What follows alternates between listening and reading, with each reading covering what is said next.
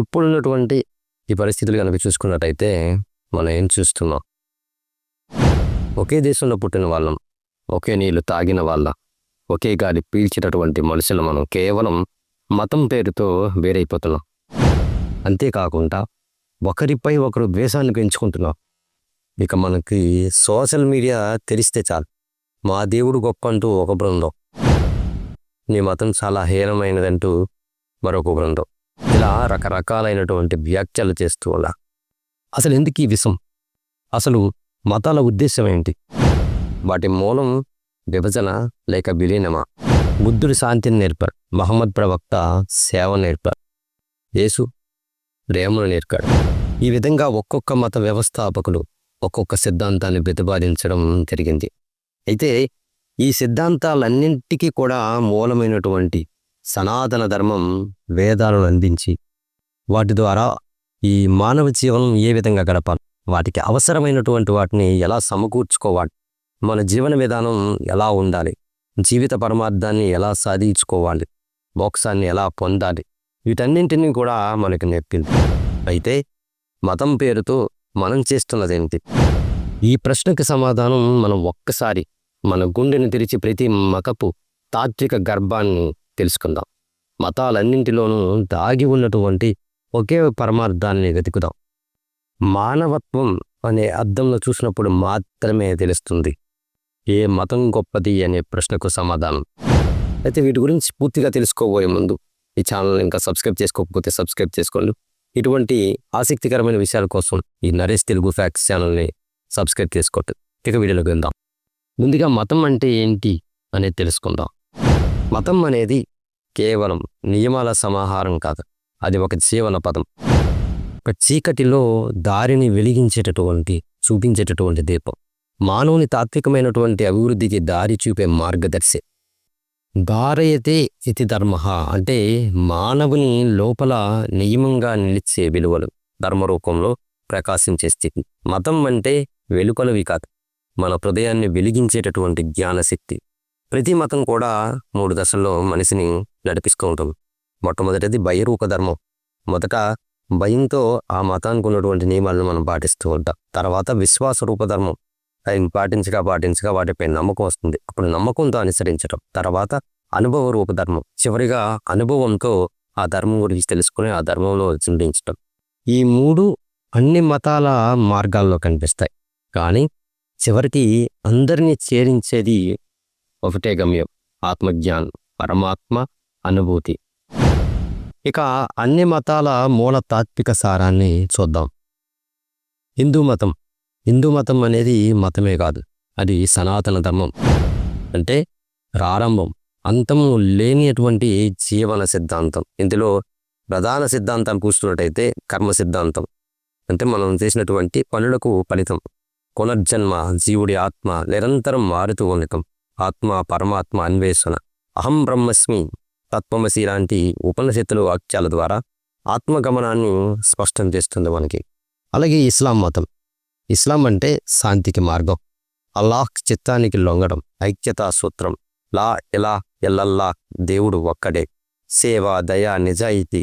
హజ్రత్ మహమ్మద్ ప్రవక్త జీవితం ఎంతో మానవతా మూల్యాలకు అద్దం పడుతుంది.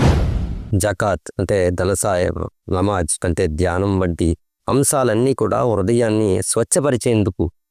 ఇక క్రిస్టియానిటీ, యేసుప్రభు ప్రేమకు ప్రతిరూపం, పాపానికి పశ్చాత్తాపం, క్షమాగుణం, దయతో జీవనం, ఇవే యేసు బోధనల యొక్క మూలం. క్రాస్ అంటే శిలువ, త్యాగానికి చిహ్నం, మానవులు పాపాల నుంచి విముక్తి పొందేందుకు ప్రభువు చేసినటువంటి త్యాగం. ఇక బౌద్ధ మతం, బుద్ధుడు చెప్పినటువంటి 4 సత్యాలు. దుఃఖం ఉంది, దుఃఖానికి కారణం తృష్ణ నిర్మూలన వల్ల విముక్తి, అష్టాంగ మార్గం, మానసిక నియంత్రణ, సద్బుద్ధి, సమగ్ర జీవితం. బౌద్ధ మతం ఒక తాత్విక శాంతి మార్గం, దేవుళ్ళకి బదులుగా లోపల దివ్యత్వాన్ని గుర్తించేటటువంటి మార్గం.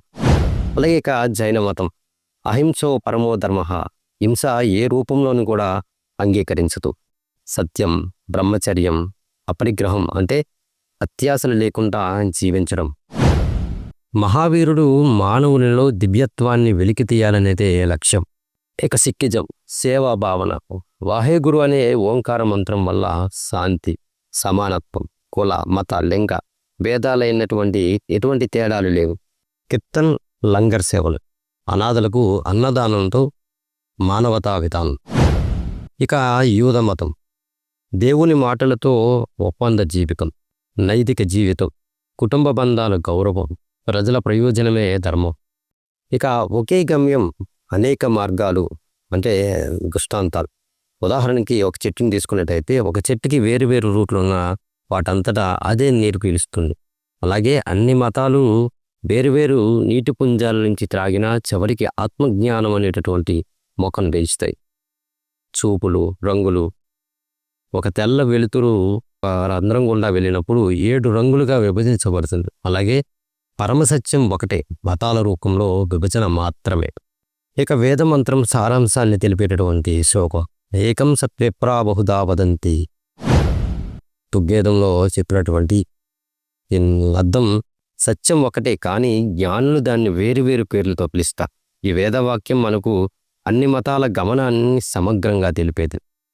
ఇక మతం గొప్పదా లేక మతాన్ని అనుసరించే మనిషి ప్రవర్తన గొప్పదా అంటే వాస్తవానికి మతం అనేది ఒక రూట్ మ్యాప్ లాంటిది.